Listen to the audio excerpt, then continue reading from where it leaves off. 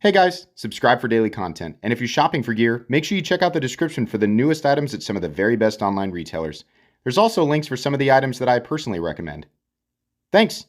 What's going on YouTube? Metal Complex here, and today I've got another interesting knife review slash knife overview to share with you guys. This is the Kizer Drop Bear with their new, what they call the clutch lock.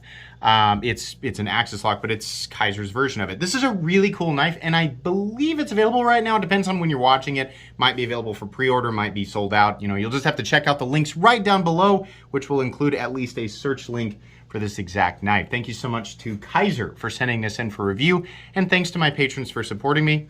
Check out my Patreon down below, and please make sure to follow me on Instagram at metal_complex. So this has something really interesting on the inside, and instead of making you all watch me take it apart, we're just gonna skip to the internals here real quick.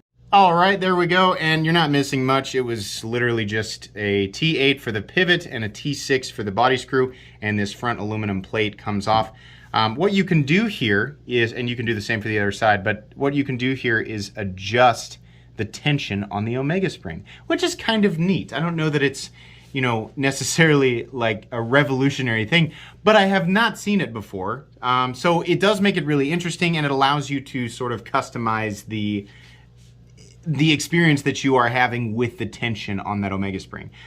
So that's neat. That's a little detail there that I figured you guys would really find interesting, and I wanted to make sure that it was right at the beginning of the video. Bear with me while I put the knife back together real quick. All right, and we are back good as new. Let's go ahead and proceed with the normal review process here. Overall length of the Kizer Drop Bear is coming in at about 7 1/8 overall length. The blade length is coming in at almost exactly 3.5 inches. Perhaps it is a bit shy. I would still be really careful about that depending on where you live. Blade length is coming in at exactly 3 inches. Let's go ahead and do just a couple of size comparisons here up against the Ontario Rat Model 1 and the Ontario Rat Model 2. You can see here that this is more of a Rat 2 size knife. It's just a little bit taller or fatter depending on how you want to look at that. How about up against the Demco AD 20.5? There you go. How about up against the Spyderco Para 3? And last but not least, let's go ahead and put it up against the ever famous and ever popular Benchmade Bug Out. There we go. All right, how's the action on this guy? The action is spectacular. It's exactly what you want this type of knife to be. The nice thing about an axis lock, besides the fact that it is incredibly strong, is that it is ambidextrous, right? And that goes in the category in my head of ease of manipulation. Whether you are right or left-handed, the axis lock is insanely easy to manipulate, or at least it should be. I keep saying axis lock. I understand this is the clutch lock, right? If you didn't know, the patent on the axis lock ended. So no, they are not copying Benchmade. It ended a long time ago. It's perfectly okay for them to use this.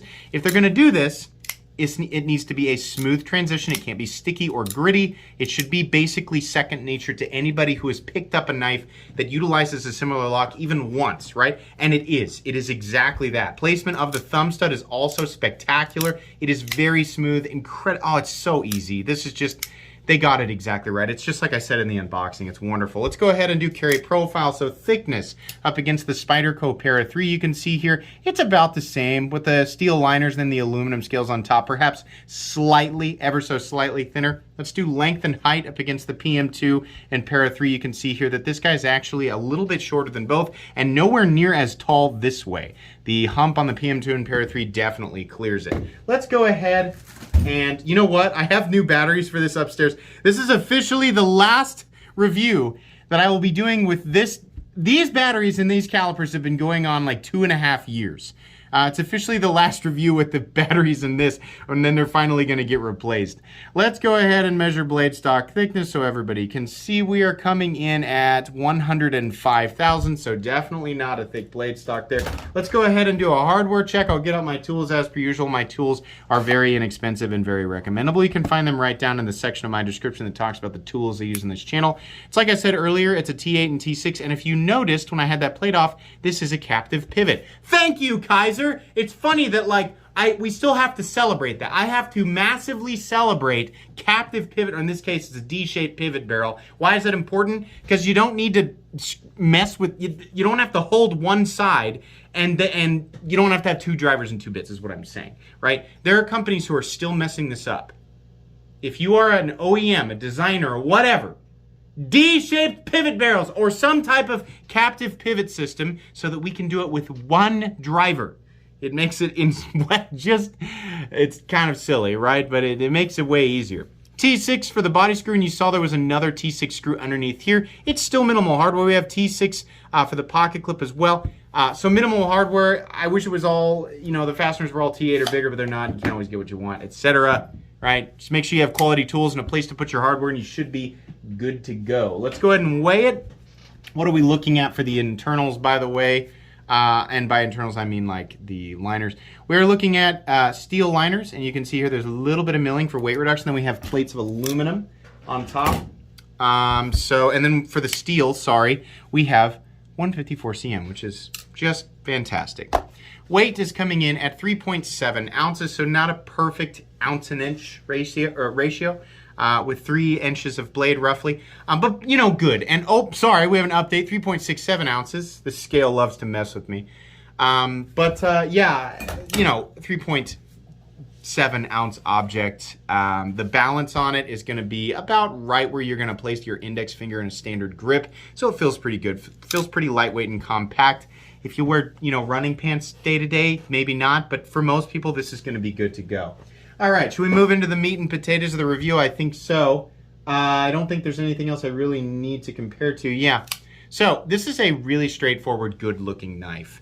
And while it certainly kind of borrows from the idea of, the minimalistic nature of the bug out, it is definitely a different knife, both in terms of the shape and in terms of the dimensions, right? I always have to clear that because there's always one person who, just insists that it's, the most generic lines in the entire world that make up the bug out are somehow, owned by, like, they're original or completely and totally original, and first brought to the world by the bug out design. No, not at all.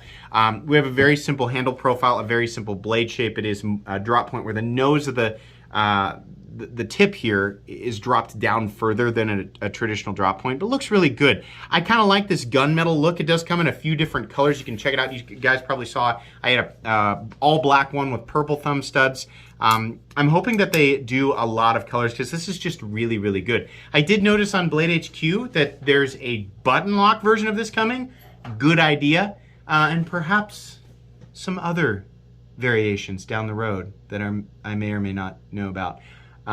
You'll just have to watch my channel and see, right? But this version's really cool. I like the Type 3 hardcoat anodizing on the aluminum. It looks really, really good. It kind of has that, it's not really chalky, but you know what I mean, right? If you've handled a ProTech, you know exactly what I'm talking about. Looks good. The liners are shadow boxing the scales, so that's nice. Sometimes if it's a little bit too pronounced, it creates for awkward ergonomics or kind of uncomfortable ergonomics, and that is not the case here. This is a very comfortable knife to hang on to, thanks to, the chamfering and also the fact that the pocket clip is flat and not bleh, it's not like this big, crazy goose build thing.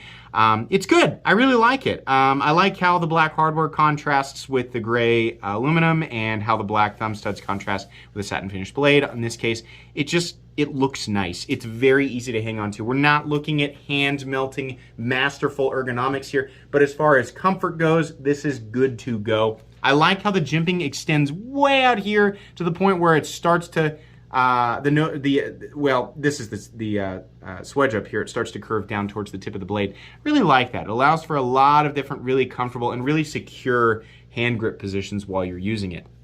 The thumb stud is slightly in the cutting path, not much though.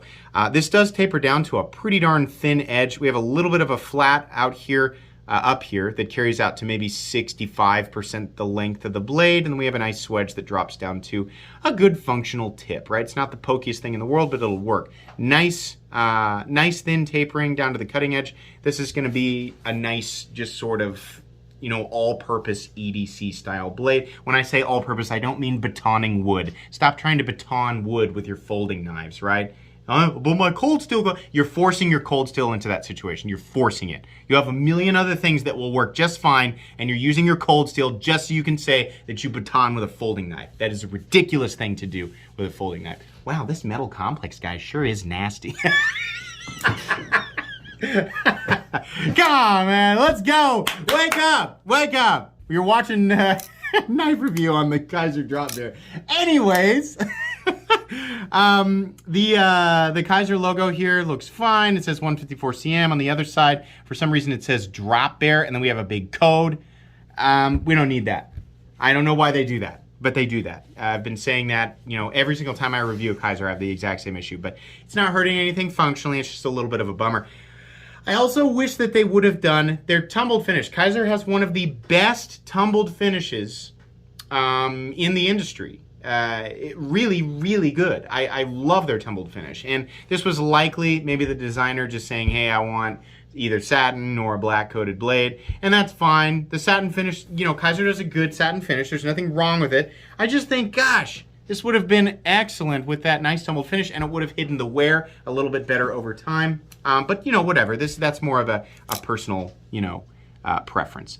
There are mounting positions. I don't know why I'm talking like Arnold Schwarzenegger when he has trouble getting a sentence through the giant gaps in his teeth.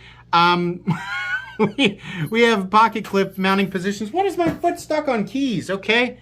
Clip mounting positions for left-handed and right-handed people, as it should be, because this is an ambidextrous lock. So kind of it would be silly to do that and not do left-handed mounting position. So lefties, you can enjoy this exactly the same as a right-handed person, and I think that's really, really great. Spectacular. We have a lanyard hole here for lanyard people. Yay, congratulations. But it does not get in the way of the thing that is much more important, and that is the pocket clip. So the pocket clip is mounted in the right spot. It's a nice, fully deep carry clip. It's almost perfect. I wouldn't have done this flat part on the build. It's like I always say, I would have just ended it right here, camera. Would have just ended it right here, but you know what? It's okay. I can't complain too much. Nice, smooth surface for the clip to ride on, so not gonna be looking at a lot of fraying or tearing in your pants over time. We do have a stop pin located in the usual position, and there is a little bit of shouldering here. If you can see, I don't know if you guys will be able to see. Probably not. Yeah, I don't think there's really any way to get this. Can we get it? No, I can't get enough light in there, maybe with a flashlight. Can we see? No, it's just not gonna show. Okay, well, then take my word for it. This is running on bearings. Not phosphor bronze. So if you really like bearings, then great. If you don't like bearings and you would have preferred phosphor bronze, sorry. It is running on bearings, and the action is insanely smooth, And the lockup right here, believe it or not, is completely and totally solid. No blade play, no stick off the axis lock at all, none. No pivot lash, smooth all the way out to the open position and down to the closed position. And we have a perfectly centered blade. And by the way, that was just me putting the scale right back on. Didn't have to adjust anything. I just screwed down the pivot and screwed down the body screw, and it went right back to center. So that's fantastic. I'm really, really happy with that. So short and sweet today, guys. This comes in at $120. Again, we're looking at aluminum on the scale, steel for the liner, bearings, and 154 cm, made in China by Kizer, who is making premium Chinese knives, not to be confused with the garbage that you might buy at a gas station. That is a very good price. I do not have a problem with that. Kizer dominates this $100 to $150 territory, and this is just more proof that they're essentially the king of this territory when it comes to doing unique and fun things and offering good materials, offering good execution of said materials, which is as important, if not more important than the materials themselves, right? This is good. This is a very, very good knife. Kind of a boring knife, right? I mean, it's not gonna wow somebody who's been a part of this community for a really long time, right? It just looks like more of something that we've seen, but they are bringing something special and cool to this territory. It's like you can get a bug out. You can get an American-made bug out in this territory. S30V and unfortunately the hollowed out plastic drivery kind of, right? I love Benchmade, and they're made in the United States, right? So there's a bunch of different reasons why you might prefer that over this. I'm not saying they're the same thing, but I do like that this is a bit more robust. I do like that this feels a little bit higher quality, if I'm being honest. I love my bug out, right? But I had to build a freaking crazy one to get it to feel like a quality. This is way more expensive. This is S90V and titanium, right? You want to build this on the custom? Go do it yourself. Find out. Go build it on the custom shop. Find out what it costs. Even to do it in G10, or do they do them in aluminum? I don't know. You can get, I think, S90V in aluminum, something like that. They make a version of it. It's way more expensive, right? You want to get the one that is comparable to this in terms of price. It just doesn't feel nearly as high quality, and it's got a little bit of a break-in period. Sometimes Benchmade knives are a little bit, like they're, so a lot of them have been getting better, but they kind of, my point is that Kizer is out of the gate. It's just really nice. If you're wanting to spend around this amount of money and you just want it to feel good right out of the gate, this is nice. And again, you can adjust the tension on the Omega spring if you want to, have a little bit of a, you don't want it to be quite as tight, right? Maybe if you're trying to increase the life of the Omega springs, which, by the way, speaking of Omega springs, this knife comes with extra. Thank you. For the love of God. Thank you, Kizer. Right? Omega springs can break. I have never had an Omega spring break, and let me remind you, this guy and, where is the Ritter Hogue? This guy, both, every single day are open. They have been opened so many times, thousands of times, right? Never had an issue. I think it's important to regularly lubricate them, right? But if they do break, you have extras. If you want to extend the life of these Omega springs on this particular model, your best bet is to reduce the tension.